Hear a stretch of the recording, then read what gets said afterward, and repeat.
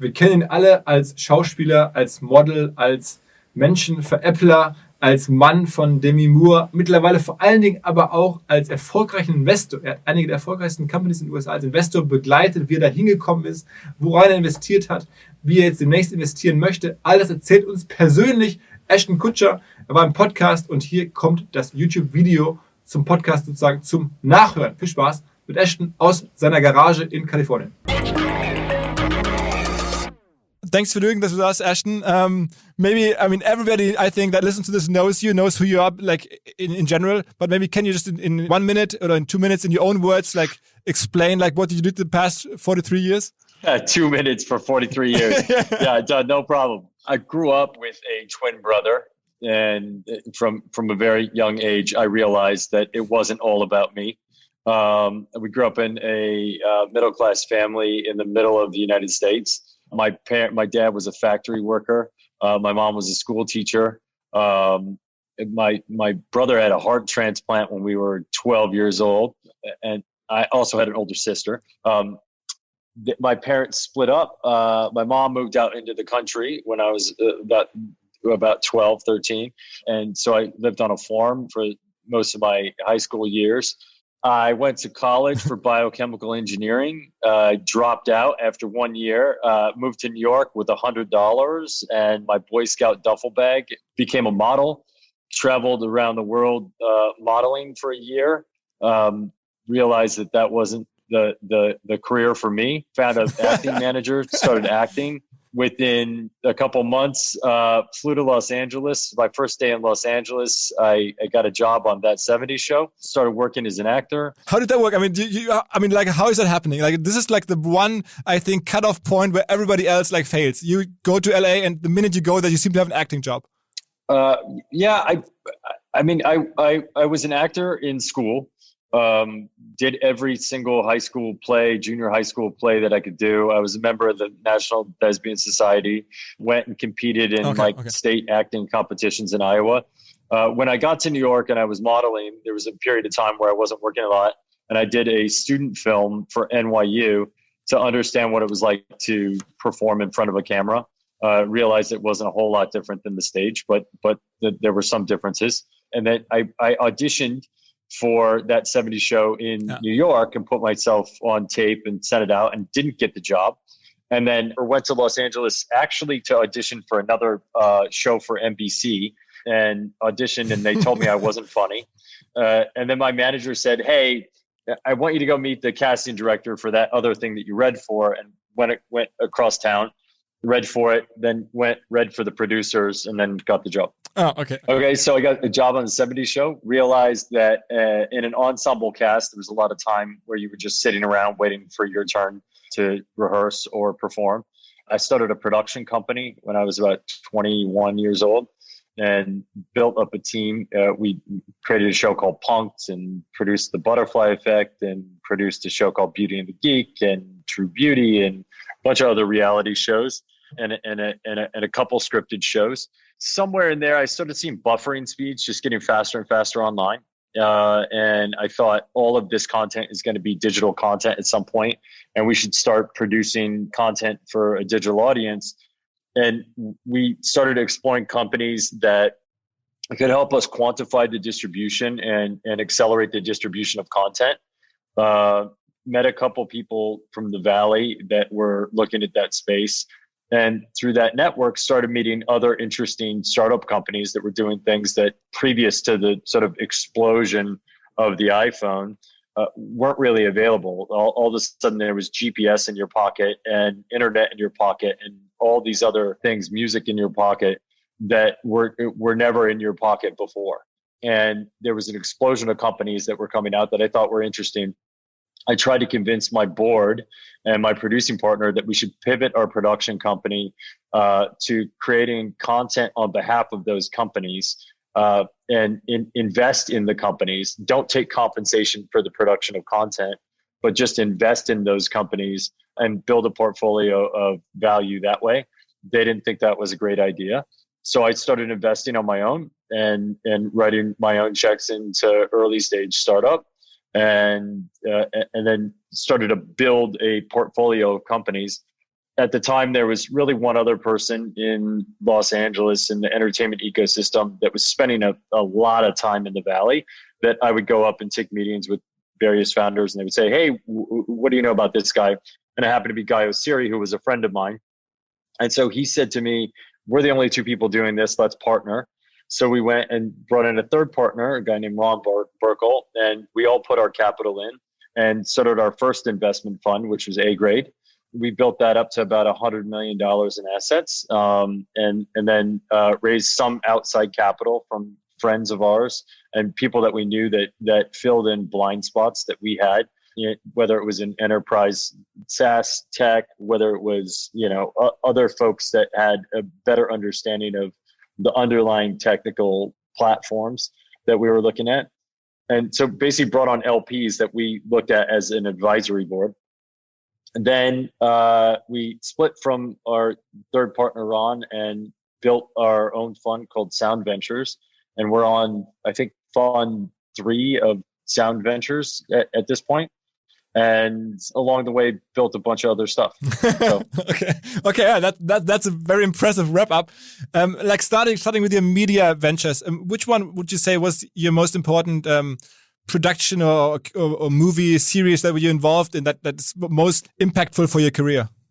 Oh, that's actually really tricky. I mean, probably the most impactful is that 70s show. It's not very often that the very first, major job that you take becomes a running success. And fundamentally, it's usually the first thing where people believe in you that gives you a platform to be someone that people believe in. Mm. So I would say that 70s show was probably the cornerstone. After that, I think Punk'd was really important for my career. The MTV show. Yeah, because I made it, I built it from the ground up with my partner. There were a couple key moments in my life. One was moving to New York, where everyone said, this is a bad idea, you shouldn't do this. But I had an instinct that I should, and I did it. And it turned out to be a good decision. The second was when I made Punk, because all of my representation and everyone said, nah, you shouldn't do this. Why are you going to go do a reality show? And I went with my instinct, and we built it, and it turned out to be successful. But it also taught me that I could build things. Mm. That it wasn't just about acting, but that I could put together a team, lead a team, and build something and make something that's original. And that's an important thing for people to know and understand in their lives, that they can build things, they can make things that never existed before. And for me to learn that at a young age was really powerful. Was it just coincidence, or was it a plan behind you always like playing internet people? I mean, you had the guy on 2.5 Men was basically an internet genius, and you had Steve Jobs, who you portrayed. Well, the character on 2.5 Men, so when I took that role, originally it wasn't that character. So I'd met with Chuck Lorre, and we had conceived a character that I was going to play. And then he became so fascinated with my life and what I was doing as a venture capitalist that he then changed the character to map more to my life as a venture capitalist. There was nothing coincidental about that. That was him making a decision that he wanted to model the character after me. And then Steve Jobs was an intentional choice. A, I wanted to learn more about him, and B, I really admire him and who he is. And when I received the script and started investigating some of the things that were in there, I wanted to honor someone that I really looked up to. So that was a choice. Maybe you can say a few words on how the whole moving image industry has changed. I mean, we all talk about streaming wars and the streaming platforms, and it feels like from the early days, the TV series and the MTV shows to today, it's a whole different industry. Is that true? No, I don't think so. I think fundamentally it's the same thing. You start with an idea, you turn it into a plan, you get the supplies or the people together to build it, and then you assemble it. The only thing that's really changed, I think, is the distribution outlets and the ideas. I think that there are some fundamentals in the kind of content that works And I think the reason for that is there's so many other, it's a war for eyeballs, right? Like all media is just a war for eyeballs, Sure. whether it's, or ears, right? So if you think of it from that perspective, there are just so many more outlets where people can consume content with their eyeballs. So it's a time on site, time on channel equation that is being run across all of these variable platforms. I think that what people are realizing is you can have a ton of content that has short attention span, but that is high value, or you can have a long form piece of content, but it has to have high net value across. And so that's why you're seeing all the studios moving towards these massive tentpole films that are more and more optimized for the bang, that get people to catalyze around them, because it's an economics game that is all built around the eyeball war. Okay, I mean, but it seems like if you're an actor, what matters also is you have to have a huge social media following, and that shapes careers now. It used to be all about the talent, it seemed, and now it's like about the talent plus the social reach. Well, the social reach game is a function of the, promotional capabilities of the talent, right? It used to be you get actors that are in People magazine and Us Weekly and can get on a talk show, and those were the actors that you would hire because they could help you promote and sell your movie without having to spend more money, right? And they created these bifurcated deals where you would get a portion of your compensation for actually performing in the film, and then the other portion of your compensation came for promoting the film. And when talk shows, when getting on David Letterman or Jay Leno or Oprah was a big deal, you needed to get actors that could get onto those platforms and or get promotion in Us Weekly or People magazine or one of those things. And those were the actors that you would hire, and you bifurcate the deal and ensure that they would go on X number of talk shows or international talk shows for that matter.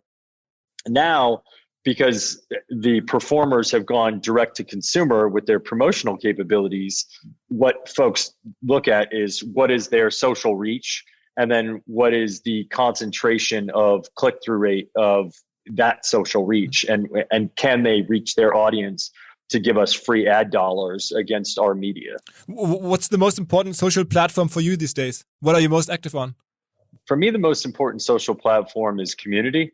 It's a direct text messaging platform. It's only available in the US and Canada right now. You invested, right? Yeah. But because I invested isn't the reason why it's the most important to me. It's most important because I think that most social platforms are made with the assumption that people are one-dimensional, that you have an audience of fans and all of the fans are fans of you for one reason. Therefore, you have reach to your fans where you can say something and all of your fans can see it. But then they always run into a signal to noise ratio issue where at some point you have fans. I have people that are fans of me as a venture capitalist. I have people that are fans of Punk'd. I have people that are fans of The Ranch or 2NF Men, or people that are fans of my nonprofit work with Thorn. And they're all different kinds of people.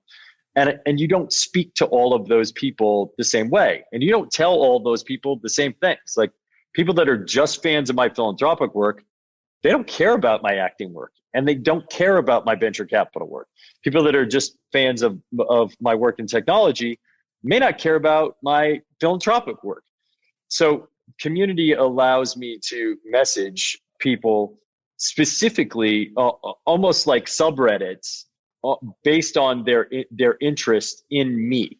What are they interested in about me?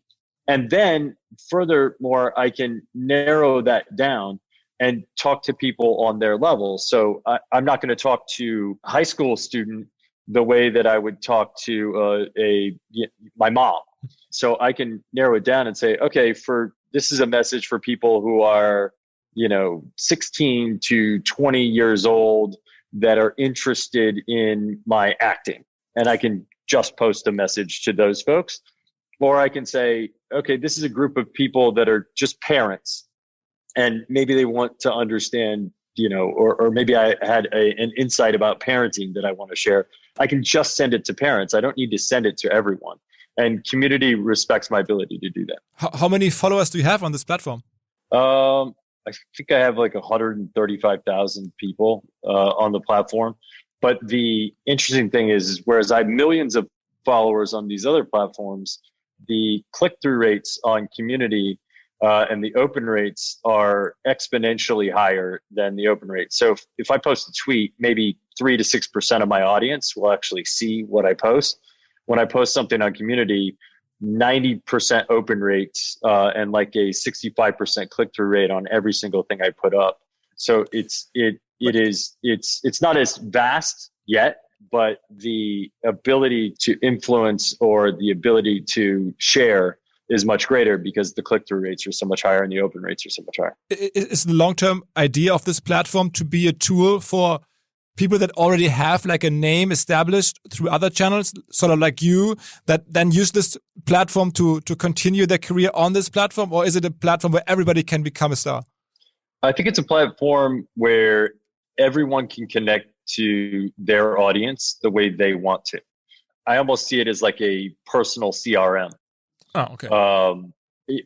It could be a personal CRM for individuals, or it could be a tool for companies where maybe you're a Nike and you're launching a shoe and you're launching it specifically at one demographic, right?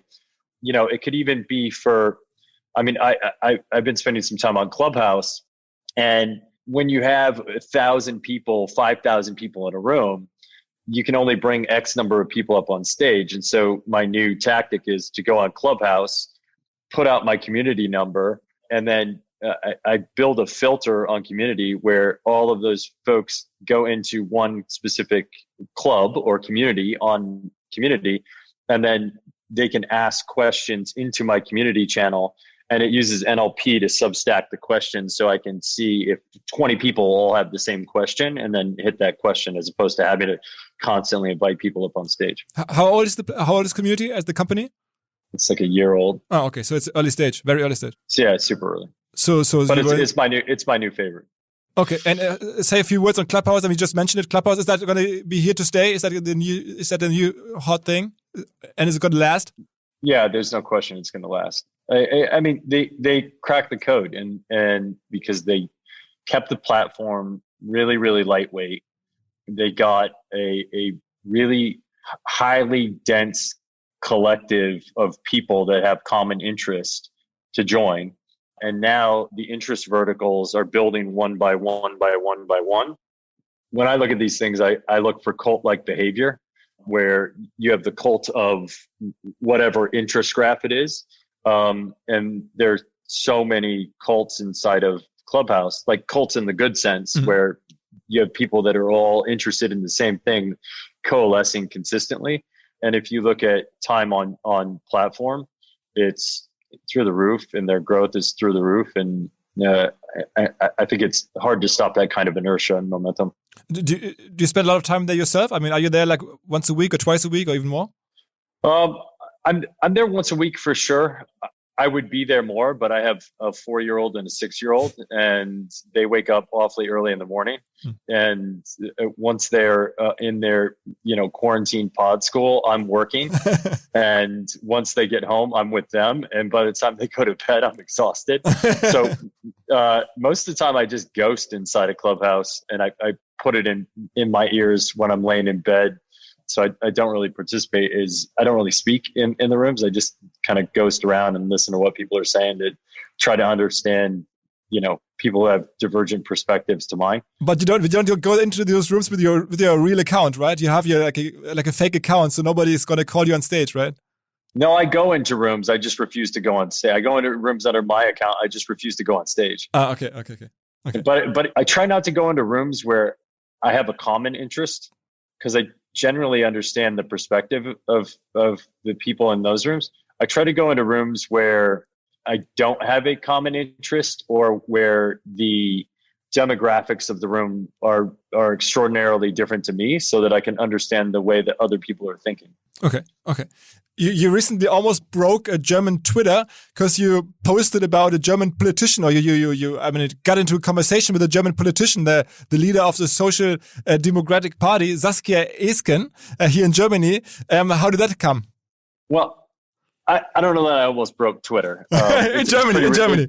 It's pretty resilient these days. I'm a privacy advocate. I have been my whole life.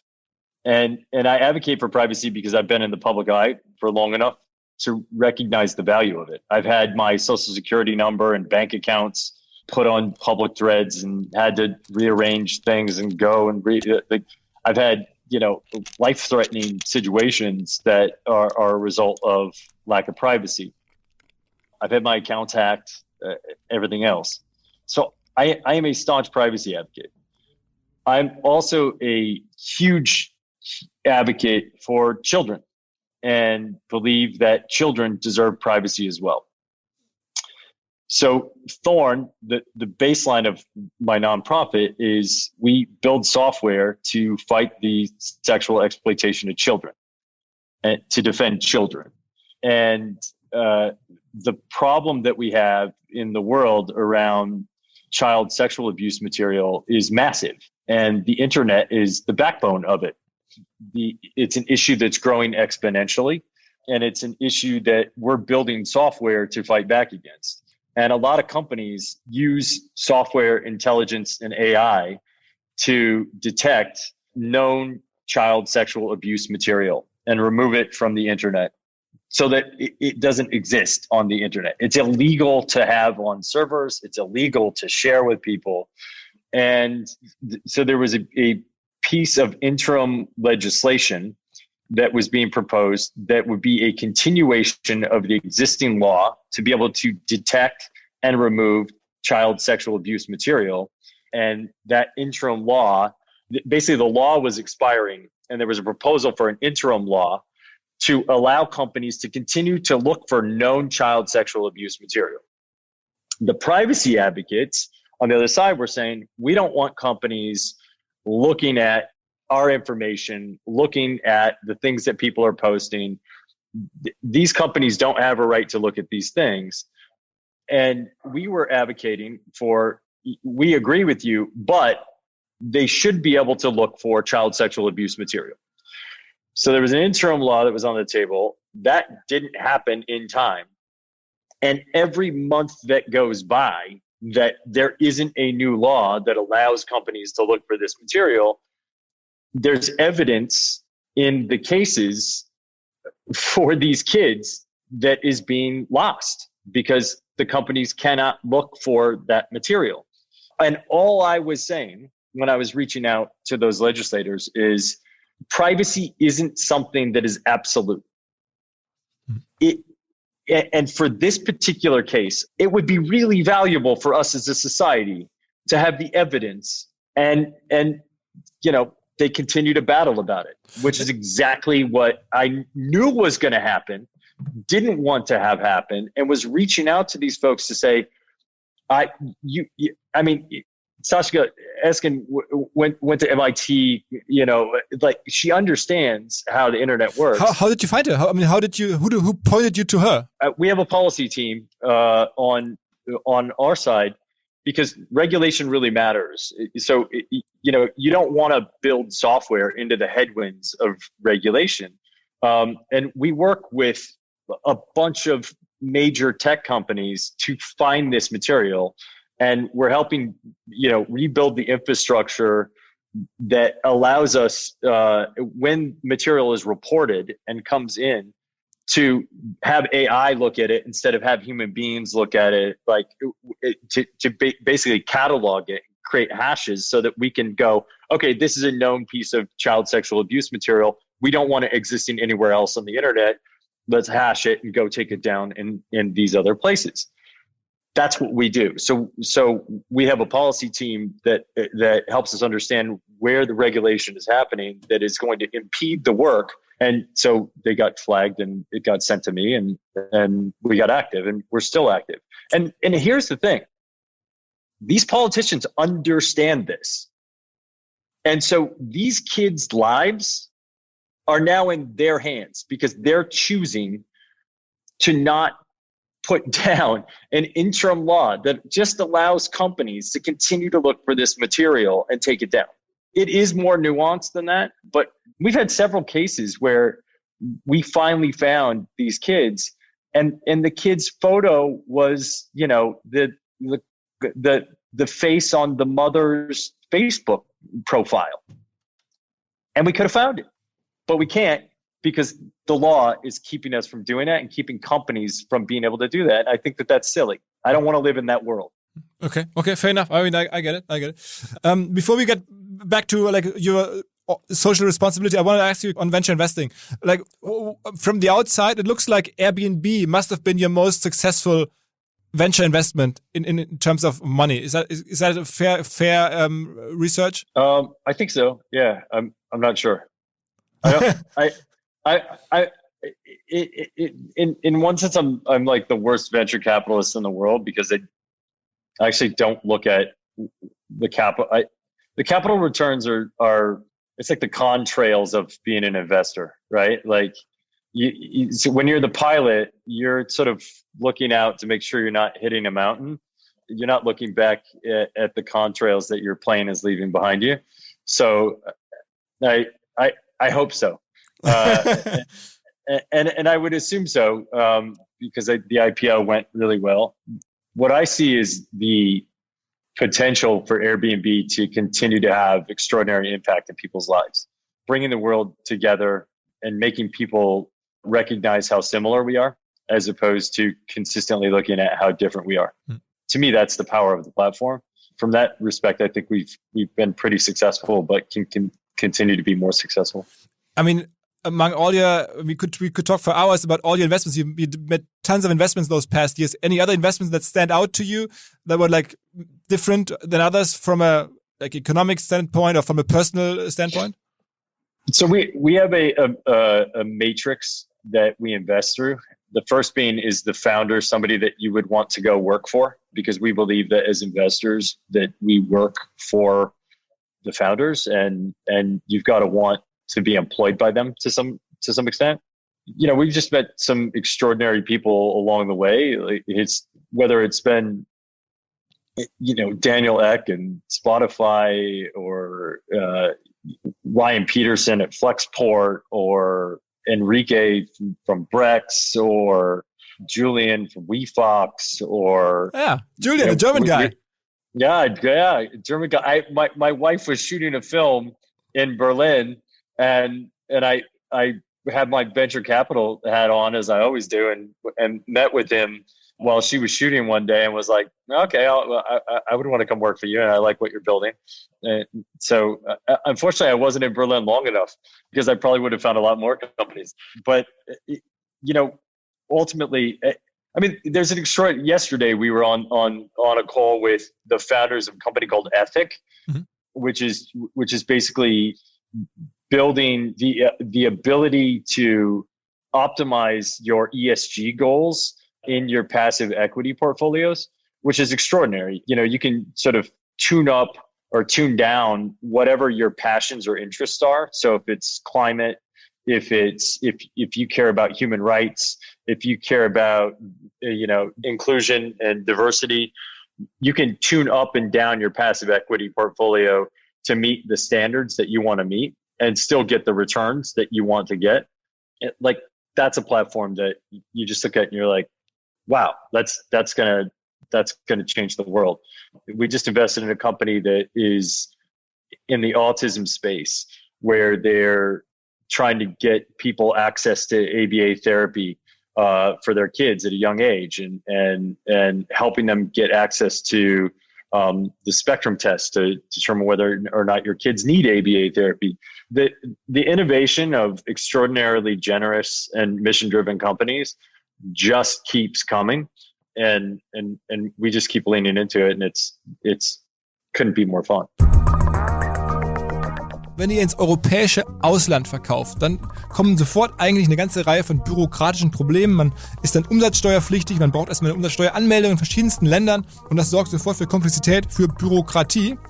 Und da gibt es ein Unternehmen namens Taxdo, T-A-X-D-O-O, die lösen das für euch. Ihr schnallt die quasi einfach via API-Schnittstelle zwischen euren Marktplatz, über den ihr verkauft, wenn es Amazon ist oder eBay oder was auch immer es ist, oder zwischen euer Shopsystem, ob es nun Shopify ist oder irgendwas anderes.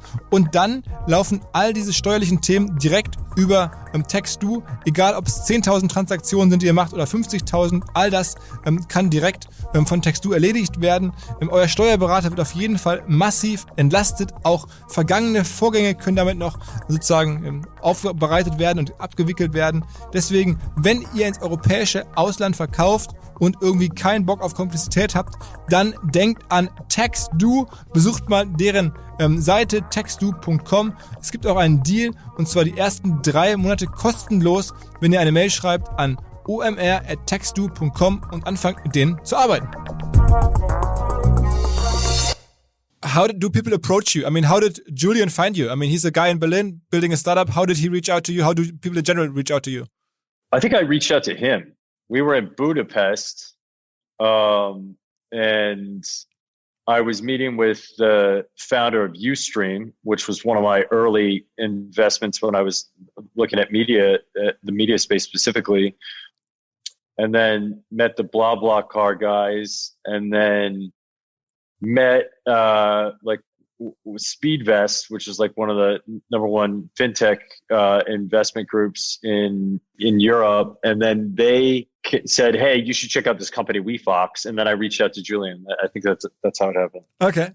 And before that, it seemed like your German investment track record is not making you happy. I mean, there's a couple of German things you tried out, I think, already a couple of years ago, Amen and Go Butler and these things. And I mean, you're also like, people know that here, but they didn't make you happy in the end.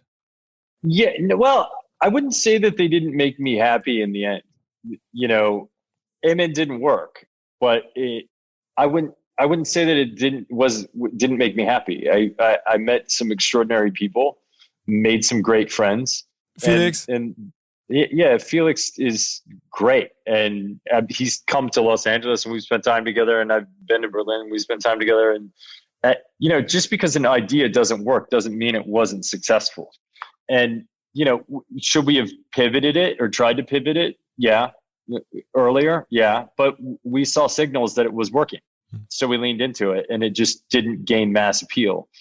There's a company called Gidsy that I invested in around the same time. There was an experiences platform that's not a lot different than what Airbnb is doing with experiences today, but that was 10 years ago. And they just couldn't build the platform density around experiences to really get the engine going. And that's okay. Like, it wasn't a bad idea, and they were smart founders and good people. It just didn't get consumer traction fast enough to gain that momentum and inertia that you need to be a successful startup. SoundCloud.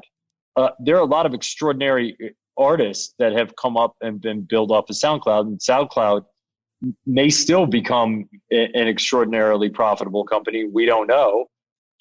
But I became really good friends with Alex, and that is worth it. And I'm talking to him about his new company, Dance, that he's building. So life is a journey, right? And if you're only focused on financial returns, that would be a pretty dull existence. But if you recognize that the value can be the experience, you might see better financial returns because you'll recognize the mistakes you made. You'll recognize what you did wrong. You'll learn. And sometimes knowledge is more valuable than money will ever be. How much do you invest usually? What's our average check size? Yeah. In our newest fund, our average check size is between 3 and 5 million.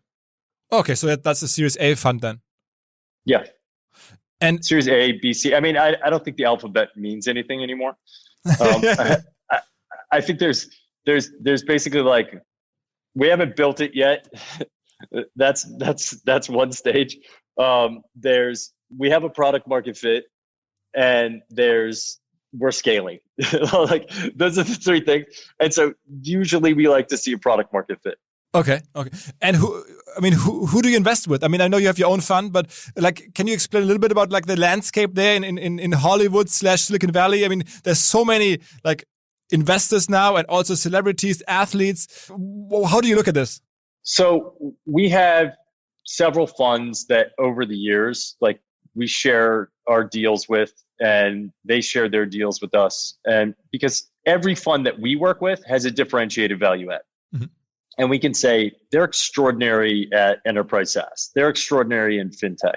They're extraordinary in building an engineering team. They're extraordinary in whatever it is, whatever aspect they're extraordinary. And we try, when we look at a deal, if we're there first, to go find the best co-investor for the company that's within our network. And so we have a couple funds on the East Coast that we work with pretty close. We have a couple funds in the Valley that we work with really closely. For instance, who for instance do you work with closely? So we work really closely with Thrive Capital in New York. We work really closely with General Catalyst in Boston. We do quite a few deals with the Box Group, and we've done some stuff with Union Square and Lear. That's the East Coast. We work close with Andreessen Horowitz on deals. We'll work close with Sequoia on deals. So that's the blue chip names. Ribbit. Yeah, it really just depends. Like, we just want to bring the best investors to the table that are going to help the companies the most. Like, we always say to founders, like, we're not going to make your company successful. You're going to be successful. We wouldn't even be talking to you if we didn't think you're going to be successful. We just think we can help you get there faster. We can bring something to you that you can't hire. What do other investors or founders look for when they especially go to Sound Ventures, so your fund? Are they coming to you because there's Ashton Kutcher there, or what are they looking for? We have a growth team that really focuses on like funnel optimization, on any kind of on optimizing growth channels for companies. So that can be relevant to consumer companies. It can be relevant to SaaS companies. And so we really try to lean into that. We have some pretty unparalleled marketing expertise. My partner, Guy Osiri, he's managed Madonna since he was 18 years old, and manages U2, and has done a ton of other extraordinary things. I think is a brander, like somebody who's really great at branding. I think he's one of the best. We have a totally differentiated, business development chops. Our Rolodex is fully differentiated from, most other investors. And then just from being in the room with some of the best product minds in the world, I think we're really great at product.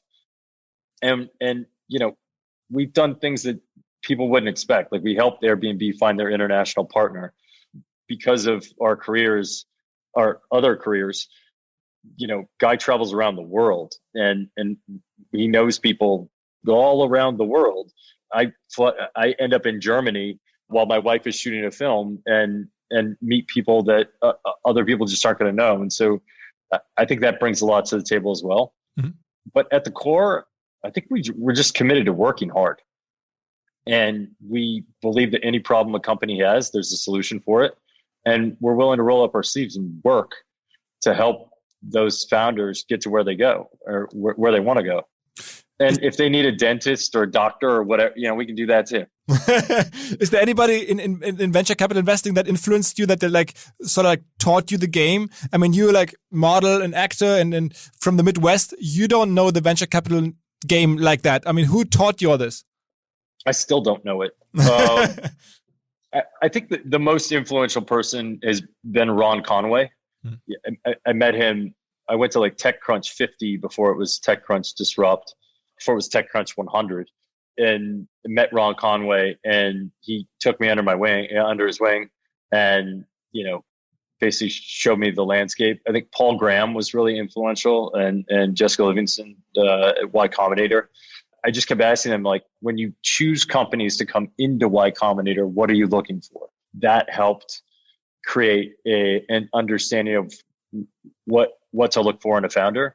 Ted Schlein at Kleiner Perkins was super influential in so just asking him questions about cybersecurity, and so we can understand that field. Mark Benioff has been an unbelievable mentor in our understanding of SaaS. Dan Rosenzweig has been extraordinarily valuable in understanding ed tech. Mark Cuban has been really influential for us, and then our partners, like our peers. Josh Kushner at Thrive, like he and I will sit down and just grind on a deal for an hour, and I get to see how he's thinking about it, and he gets to see how I'm thinking about it, and then you become better because you just are trying to surround yourself with as many world-class people as you can, and then you just read a lot of books. Is Josh Kushner that's also the co-founder of the Oscar insurance company? Yeah. Ah, okay. The brother of the husband to Ivana Trump, right? Yeah, Jared's brother. Yeah, exactly. Okay, yeah. Can you give me your opinion on a couple of the hottest trends right now? What do you think on NFT? So we're really active on NFTs. I mean, and we've seen this coming for years. We invested in Bitcoin when it was like $25 a coin or something like that. Just personally, we didn't invest in crypto through our fund, and we've just been believers in crypto for a really long time. I met Vitalik before he ever launched Ether, and he explained to me smart contracts. And what seemed obvious is that the first application of crypto was going to be one-to-one value storage, which Bitcoin was optimized for somewhat. I mean, when Lightning Network comes, then it'll actually be optimized. But that seemed to be the first obvious application, which is why we're also interested in Ripple and XRP, and got to know, Chris Larson and Brad. So we've been really, and by the way, they've been awesome to us throughout the years, just explaining what they're doing, why they're doing, how they're doing, and giving us an education in the space. So I look at it like this: the protocol layer, being the smart contract layer, is there. And it took the value storage layer, being BTC, to start to gain maturity, to validate that blockchain was going to be a thing. Mm-hmm. Now that blockchain is a thing, we can start to do really, really fun, interesting stuff with it. And it looks like the protocol layer for that is going to be Ether. It could be Flow and what Dapper is doing. But assuming Ether does what they say they're going to do, which is launch their next version that allows for transactions to happen and thus reducing the price of gas, I think it could very much be the backbone of this NFT ecosystem. So the base layer is built. What needs to be built on top of that for the NFT ecosystem to really take off? Obviously, we have to have minting technology, and you have to get to low code, no code on minting so that people can mint objects at a regular basis. You've got to build out all the permissioning that is necessary in order to allow the sort of long-term capital flows. And then you've got to build out the marketplaces that will exist on top of that. So I think we're there at a pure play infrastructure level. And it seems like there's momentum around will for people to put in the work necessary to build these next layers so that an app ecosystem can exist on top of this. Yeah, we're going to see a lot of busts on the way. Were you surprised when you saw this auction recently at Christie's where this people artwork? I mean, basically it's a JPEG, whatever you want to call it. I mean, the people, the artist, was so sold for 60 million or something. Was it shocking? Was it just, oh no, that's just normal? Well, you have to consider underlying incentives. So some people see it and they go, wait, somebody just paid $65 million for a JPEG. Yeah, exactly. And other people say, wait, what is the underlying value to the holistic ecosystem of paying $65 million for a JPEG? I'm not saying that this is the case, but I would look at it and go, all right, who acquired it? How much of the underlying token do they hold? What value does acquiring it at that rate actually bring to the underlying token? And so what kind of a multiple on the underlying token did they get? So whoever paid 65 million, my guess is they made more than 65 million off of paying 65 million for that piece of art. So that's the way I would look at it. Follow the money. Okay. So you're saying they also investors in either this flow network or the currency, so they're making this money back somehow.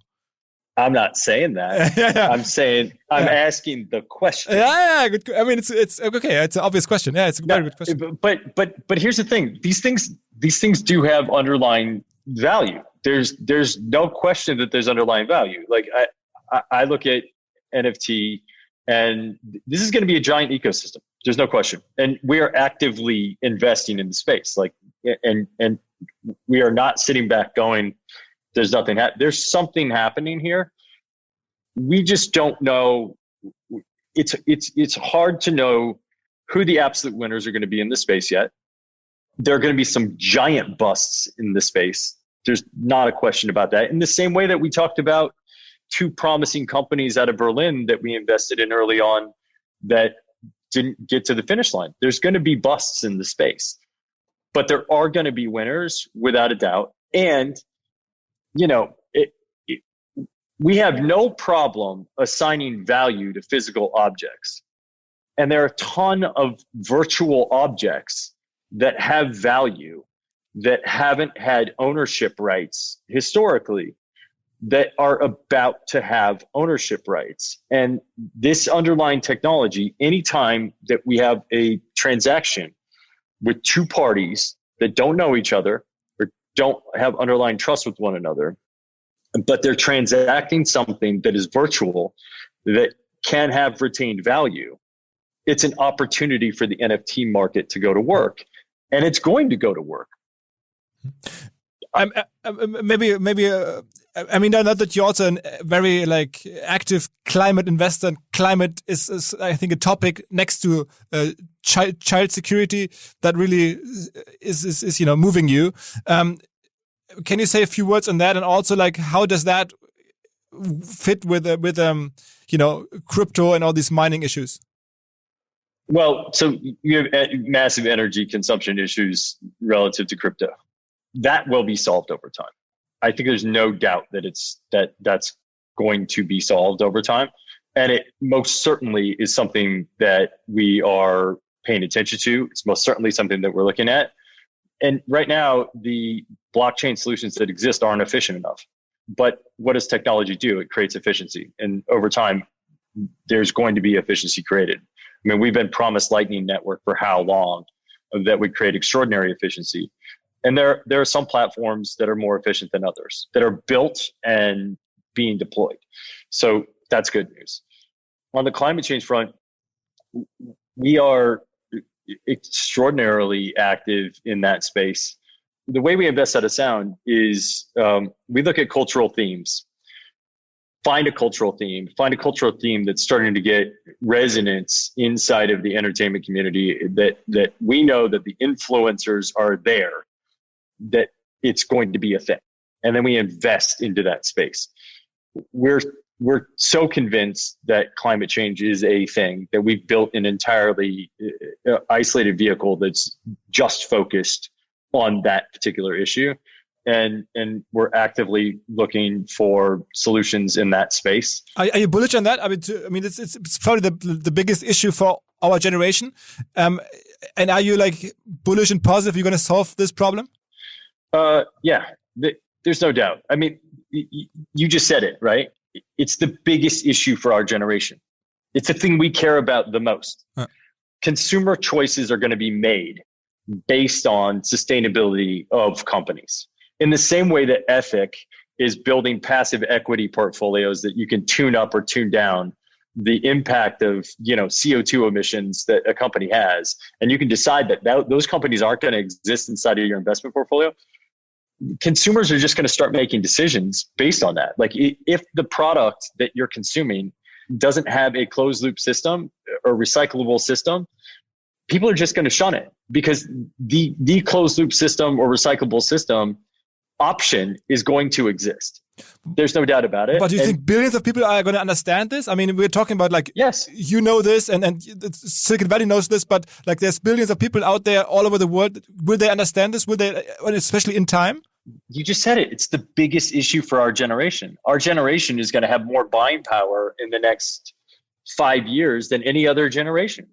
And so they're going to make those decisions. I watch my kids at 4 and 6 that know what upcycling is. Nobody taught me what upcycling is when I was in school. You know, they know what recycling is. They understand this and care about this and know that our planet is fragile. Even when we were talking about recycling when I was a kid, I didn't know the planet was as fragile. I wasn't aware of that. Like, I wasn't aware of the sort of long-term effects. These kids have the benefit of their parents being educated on this issue. There's no doubt that there are going to be markets that are built and massive brands that are going to be built that are brands that just say, we can do it for the same price, and ours doesn't kill the planet. Okay, Ashton, last question. I think it was a great podcast. Why are you on podcasts so rarely? Why do I don't listen to a podcast with you more? Why can't I can only find you on 3 other podcasts? I'm busy working. Did Spotify I just told you about all the things I'm working on. And you're like, why don't you have more time to talk about what you're working on? I'm working on all right. Did Spotify not reach out to you yet for a podcast? I mean, they have Bruce Springsteen on a podcast. We'll get there when we get there. All right. Okay. That sounds interesting. Thank you, Ashton. It was a pleasure. All right. Thank you very much. Thanks for doing this. Thank you. Take care. Zum Schluss eine Information an alle, die jetzt hier zum ersten Mal vielleicht sogar mit OMR in Kontakt kommen, weil halt Ashton Kutcher zu Gast war. Wir betreiben hauptberuflich neben solchen Podcasts die größte deutsche Bewertungsplattform für Business-Software. Also bevor ihr demnächst für eure Firma oder für euer Startup Software einkauft, sei es nun Videoconferencing-Software, sei es Marketing-Software, sei es Payment-Software, sei es HR-Software, egal was. Wir haben Informationen von mittlerweile bald 10.000 Menschen, die Software bewertet haben, die man da zur Auswahl hat, aufgeschlüsselt nach Kategorien, der jeweiligen Software-Kategorien, kann man sich angucken, was denken andere Nutzer, die Software bereits kennen, darüber. Lasst euch das nicht entgehen, omr.com/reviews is the place to go.